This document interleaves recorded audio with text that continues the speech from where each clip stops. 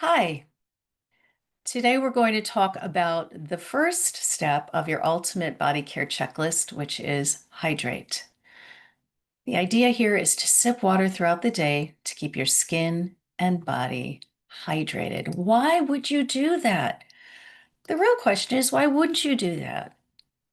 Our bodies are made up primarily of water. We all know that, right? You don't have to be a rocket scientist to understand that.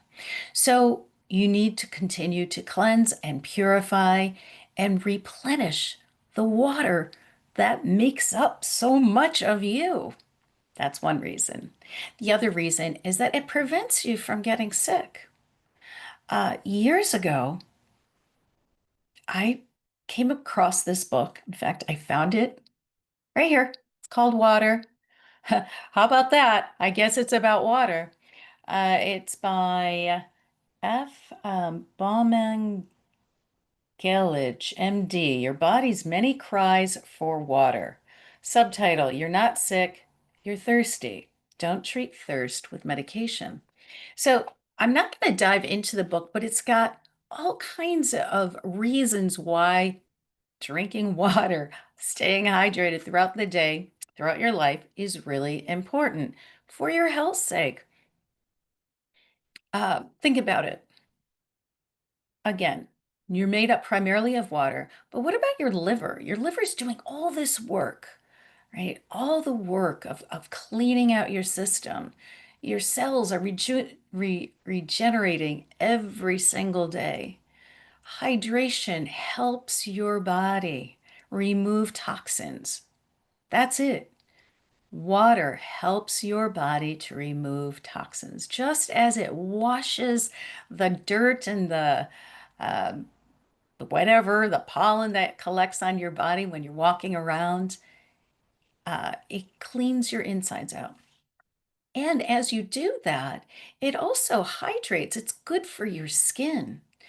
I mentioned earlier in another podcast episode that when you buy a moisturizer, it almost always says hydrate, hydrate your skin, hydrate your skin with a moisturizer.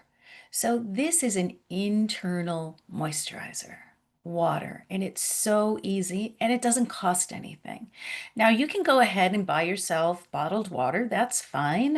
Sometimes it's easy to do that, but why not carry around a water bottle? You can make it fun. Here, this is my husband's. He had it on the kitchen counter just as I came up the stairs.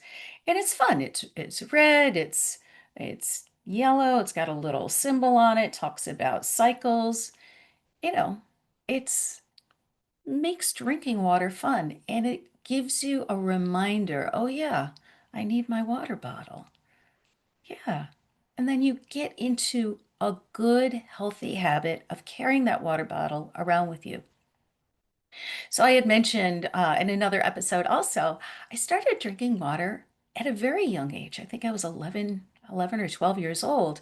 Somehow it came across my mind, my reading or seeing or hearing that it was good for you. So I started the habit of stopping by a water fountain at school. Whenever I walked by one, I'd stop and get a little sip of water. Every bit helps. It really, truly does.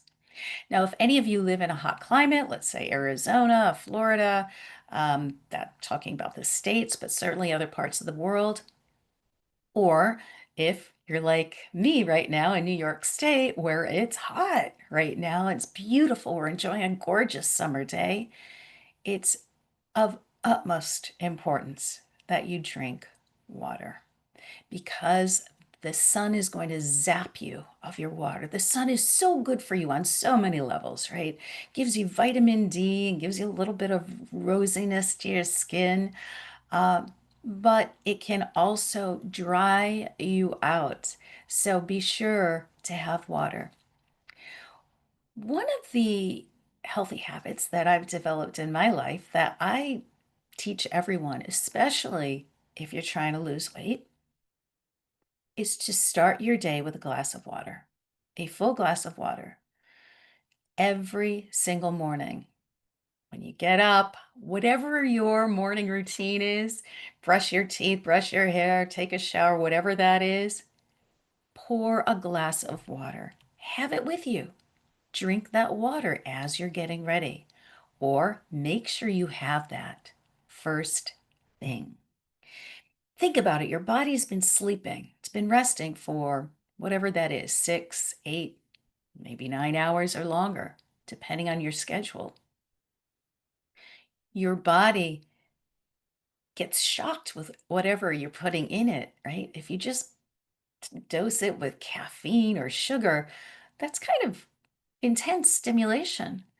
So start with some water, and that starts actually the digestion of your body too. And you want the digestion to get started. So, especially if you're drinking coffee or eating sugary products, please have a glass of water before you eat. So, there are some philosophies that say not to drink water during your meals.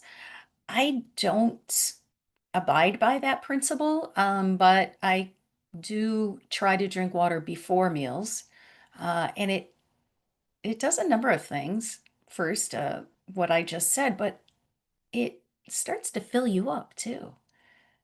Water will start to fill you up, and you don't want to overeat. So start every meal with water. Uh, what if you don't like water? Ay, ay, ay. Well, we can doctor your water with some juice. Get some fresh juice. One of my favorites is cranberry juice. A splash of cranberry juice with my water makes it taste really good. In the summertime, it's great to add some fresh cucumber. We need to cool the body from the heat. Uh, Squeeze of fresh lemon is really nice in your water. But you really want it to be pure water. I remember someone saying, "Well, I'm drinking tea and I'm drinking coffee, but it's just not the same. It's not the same." Right? You wouldn't take a shower with coffee or tea. So think of it that way, as an internal shower. When you are exercising, whatever that is, even if you're just taking a walk down the street, replenish yourself with water. And especially if you are working out vigorously, whether that's a yoga class, if you've gone out dancing, uh, any kind of movement that creates a sweat, you're perspiring, you're losing water. You need to replace that with water, not alcohol. So I mentioned dancing. I remember when I used to go out to the dance clubs when I was young, and it was so much fun. I always had a glass of water before I ever had any kind of alcoholic drink.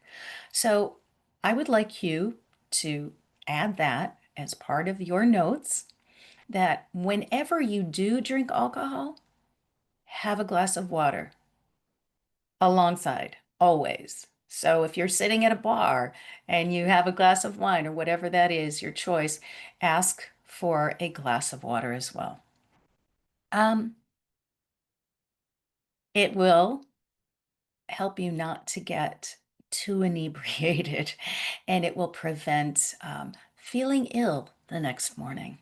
So, water is your friend. Certainly, if you have been out and you consumed alcoholic beverages, or if you're at home or whatever, please drink plenty of water before you go to bed.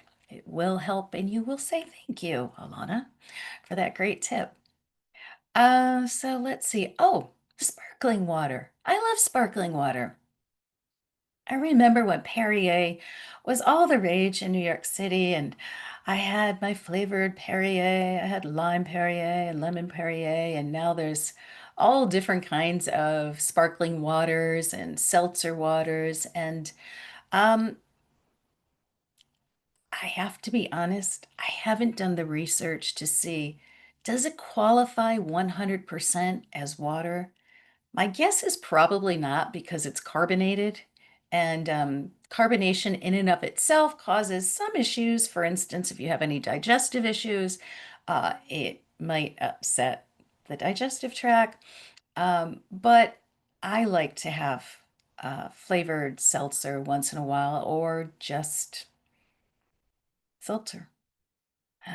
But with that too, you can splash some cranberry juice or your favorite juice and make it tasty. And it's a little bit more fun because it's sparkling. So, some foods that you might want to consider that are very high in water concentrate is watermelon. Oh, isn't that funny? It's called watermelon.